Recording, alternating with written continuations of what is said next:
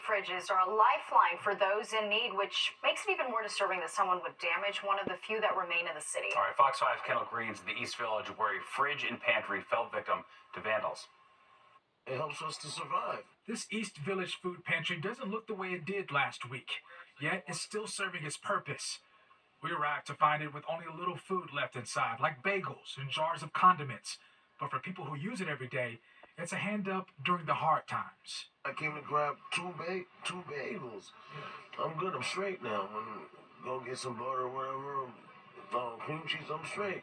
But someone vandalized the pantry that's been like a lifeline for dozens every day by snatching off the door and stripping goods from inside. Somebody actually went through a lot of effort to be destructive. Sarah Ferguson noticed it when it happened, telling Fox 5 it broke her heart when she first saw it. I came by and the door was missing, and I was like, "Oh, that's not good." And then I walked to down to the corner, and there it was. They not only tore it off the hinges, but broke it, smashed it, and put the pieces standing up in the sewer grate. She sent us these pictures showing whoever was behind the act did it on purpose. But what they don't realize is the door they ripped off kept items some homeless individuals considered precious. One time I got a brand new North Face, Montclair vest, brand new. Now here along East 9th Street is an ideal location for this pantry, where it's been for the last 5 to 7 years, because people in the migrant population as well as the homeless population can come here and get what they need. But sadly, it was an easy target. Even without its doors, despite the vandalism, we saw ladies bringing frozen goods to the pantry as a signal that regardless, there's still plenty of goodwill out there. I appreciate the effort that they're putting forth to spend their time to come over and do it and save the food from going to waste. As for the person or people responsible, Sarah hopes they know the damage they did. I'm sad that you felt so angry, or I don't know if it was hooliganism, but a lot of people are counting on this. In East Village, Kendall Green, Fox 5 News. It's disappointing, no doubt about it. Well, Fox 5 is in World Series mode. The Yankees taking on the Dodgers in Game 1 tomorrow night in LA. And there's a whole new generation of Yankee fans getting ready to cheer on the Bronx Bombers in the World Series for the very first time. It's been 15 years, right? It's been a minute. All right, and caught on camera. This is not the Australian outback, but that is a kangaroo leading cops on a wild chase.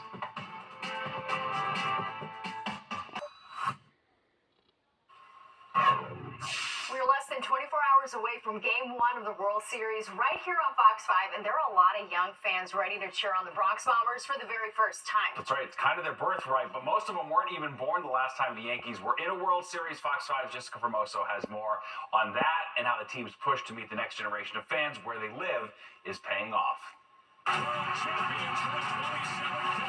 The last time the Yankees won a World Series was in 2009. Do you remember the last time the Yankees went to the World Series? I was one. Fast forward 15 years later, the Yankees have a new and young fan base, and it's thanks in part to social media. This is more like real time, like throughout the game, like when the scores up and everything in real time, so it's pretty cool. It's not just a day at the ball field or watching the game on TV. It's the apps, Instagram, video games, the social media commentators, all of it allowing these teens to be more connected to the game than ever before. Following players, following sports pages, really for updates, quick updates on the game. If I don't have the time to watch the game myself on television, I feel it brings me closer to the player, connects me to them. Jake Kozak is the host of The Bronx Zoo, a hit social media show where he goes out and interviews Yankee fans. Who's the greatest Yankee in history? Mattingly. He says this World Series will be one for the history books, and it's not just because it's the Yankees and Dodgers who have two of the best players in the MLB, but because of social media. In 2009, you had Facebook, you had a couple apps.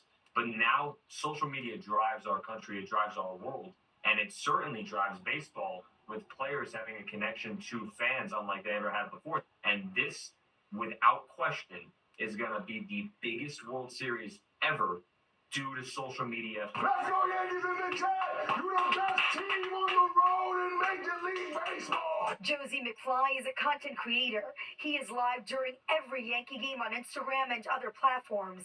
He says the reason he does what he does is because he saw the power social media has in bringing people together. Always as a fan was looking for other people that were like-minded as me. And I think online community. Everybody can come together, and it's a place where everybody can feel like, oh, I reacted that same way, or I'm feeling the same way in this part. So I think it's an important part of our game. A game that will be lived in real time no matter if you're at the stadium or not. In Oceanside, I'm Jessica Formoso, Fox 5 News.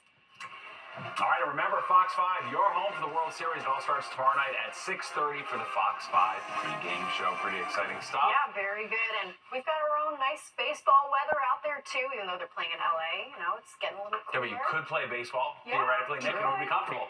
Yeah, it's going to be in the 70s there. They should be fine. It'll probably dropping into the upper 60s as the game moves along. And, when the game comes here next week, our weather's going to stay dry. It might be a little cool start, but we're warming it up again next week, as you'll see.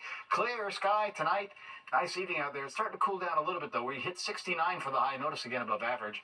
60 the low this morning. We'll be in the 40s tomorrow morning, which is about where we should be, right? Average low 49. Sunrise 718 down 602 right now.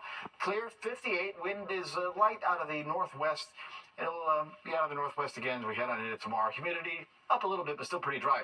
Hey, pressure's rising rapidly. Double R here. That's a good weather sign as that big area of high pressure moves in.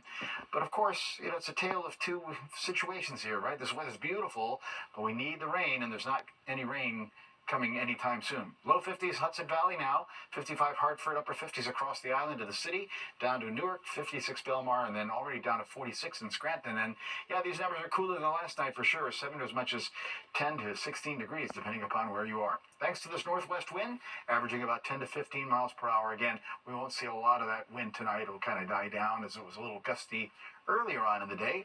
And highs for the day, well up to the high 60s there. Poughkeepsie, White Plains, Islip, touching 70 in a couple of spots too. Hartford off to the east end, down to Newark and Belmar. Hey, living in southern New England, again, temperatures holding in the 70s there at Providence, 60s to Albany. We pick up the 50s though, Rochester to Cleveland.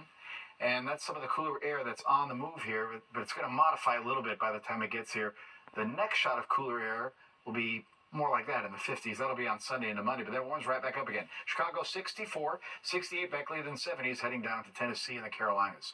I got a storm way offshore. That's bringing trouble towards the Canadian Maritimes. That's not coming our way. We're nice and clear. Look at these showers, even a couple of thunderstorms going across Iowa into Missouri. That front is coming our way, but guess what? By the time it gets here, persistence, when you're in a drought, you keep forecasting a drought, and that front's going to fall apart, except to change our temperatures a little over the weekend. All right, heading down to our lows tomorrow morning out the door in the 40s in Midtown, middle to some upper 40s. There'll be 30s, though, as you get towards North Jersey into the Hudson Valley there, towards Monticello. Mid-40s down along the coast. Tomorrow, nice day, sunny, low to mid-60s. Again, fairly seasonal, really, for this time of the year. Here's some clouds tomorrow night. It's that front coming through, but all it's going to do is bring clouds. And as we head into Saturday, the wind's going to get gusty again, a northwest wind. Looks like middle to maybe a couple of upper 60s before the cooler air comes back in on Sunday. All right, 46 tonight in town. 30s, as you saw, for some of those spots north and west with a clear sky. Tomorrow, sunny, pleasant, not too much wind.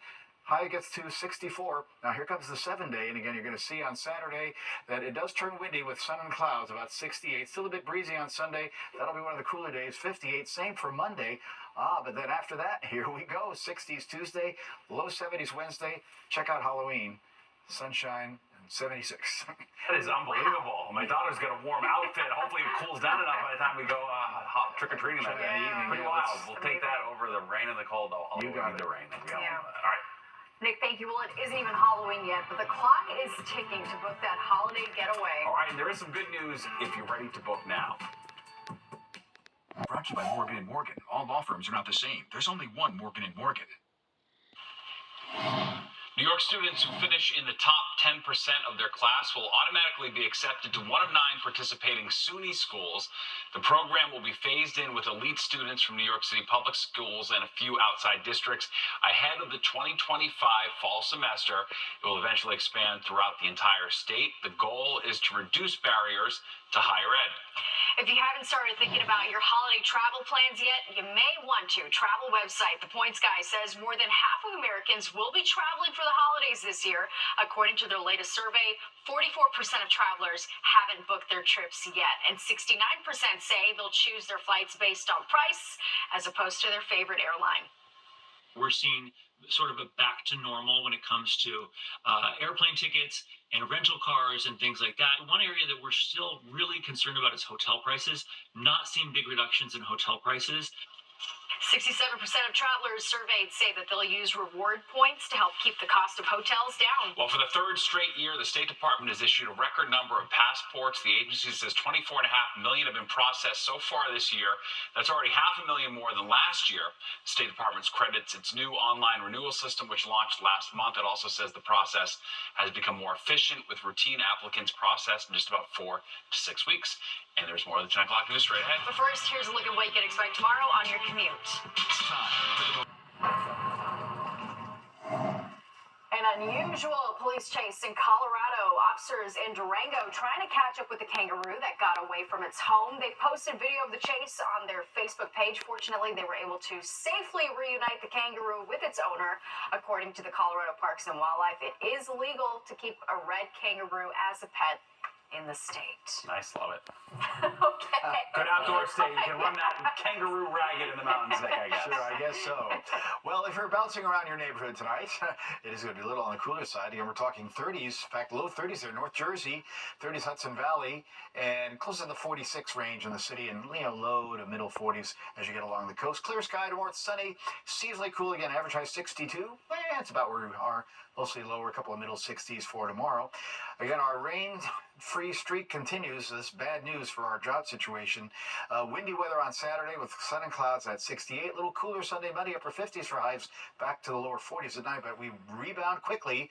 Tuesday, 66, and low 70s Wednesday. Halloween and warmer this year. Dry and 76. So good news for the parade, and adjust your I can't costume. believe it's going to be 76 on Halloween. That is wild. All right, thanks, Nick. Well, don't go anywhere. Good night, New York, with Crystal Young. And Ryan Christopher is next at 11. You don't want to miss it. That does it for us tonight. If you missed any part of the 10 o'clock news, you can always catch an encore on our free streaming app, Fox Local. Just scan the QR code on your screen to download the free Fox Local app onto your phone, where you can stream our newscast anytime. Have a great night. We'll see you tomorrow.